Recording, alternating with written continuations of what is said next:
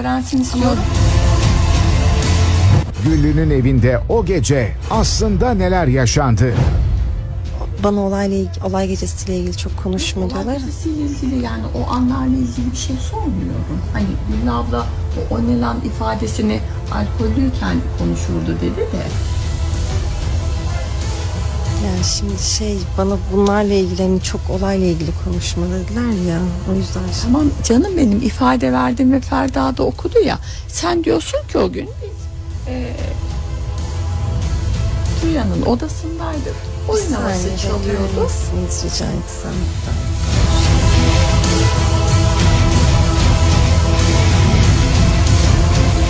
Sultan bir şeyler mi gizliyor? Soruların haricine çıkmıyorsun. Bak çıktı, bedeline bak. O Ne kadar çıktı? söylüyorum sana. Ses olaylarını falan aslında çok ifademe de girdik, onları çok paylaşmasak. Ama ifade